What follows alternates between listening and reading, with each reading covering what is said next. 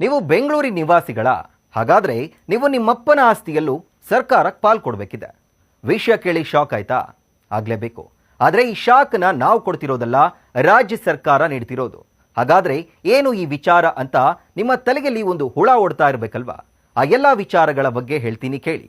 ಬಾಂಡ್ಗಳ ರೇಟ್ ಜಾಸ್ತಿ ಆಯಿತು, ಆಸ್ತಿಗಳ ರಿಜಿಸ್ಟ್ರೇಷನ್ ಟ್ಯಾಕ್ಸ್ ಕೂಡ ಜಾಸ್ತಿ ಆಗೋಯ್ತು. ಈ ಮೂಲಕ ಜನಸಾಮಾನ್ಯರ ಜೇಬಿಗೆ ಕತ್ತರಿ ಹಾಕ್ತಿದ್ದ ರಾಜ್ಯ ಸರ್ಕಾರ ಇದೀಗ ಡೈರೆಕ್ಟ್ ಆಗಿ ನಮ್ಮ ನಿಮ್ಮೆಲ್ಲರ ಪಿತ್ರಾರ್ಜಿತ ಆಸ್ತಿಗೂ ಕೈ ಹಾಕೋಕ್ ಮುಂದಾಗ್ಬಿಟ್ಟಿದೆ.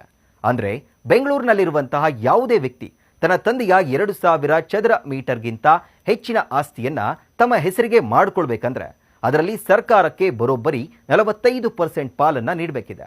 ಇನ್ನು ಒಡ ಹುಟ್ಟಿದವರು ಏನಾದರೂ ಕೋರ್ಟ್ನಿಂದ ಕೇಸ್ ಹಾಕೊಂಡು ಬಂದ್ರೆ ಇದು ಅನ್ವಯ ಆಗಲ್ವಂತೆ.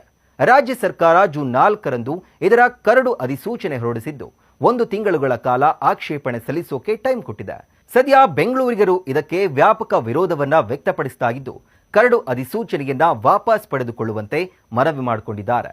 ಅಲ್ಲದೆ ರಿಯಲ್ ಎಸ್ಟೇಟ್ಗಳಿಗೆ ಹಾಗೂ ಡೆವಲಪರ್ಸ್ಗಳಿಗೆ ಅನುಕೂಲ ಕಲ್ಪಿಸೋಕೆ ಅಂತಾನೆ ರಾಜ್ಯ ಸರ್ಕಾರ ಇಂತಹದೊಂದು ನೀತಿಗೆ ಮುಂದಾಗ್ತಿದೆ ಅಂತ ಆಕ್ರೋಶ ಕೂಡ ಹೊರಹಾಕಿದ್ದಾರೆ.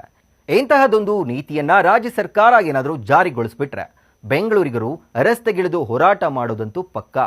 ಇನ್ನು ಮುಂದಿನ ದಿನಗಳಲ್ಲಿ ಇದು ಯಾವ ಸ್ವರೂಪವನ್ನ ಪಡೆದುಕೊಳ್ಳುತ್ತೆ ಅನ್ನೋದನ್ನ ಕಾದು ನೋಡಬೇಕಿದೆ.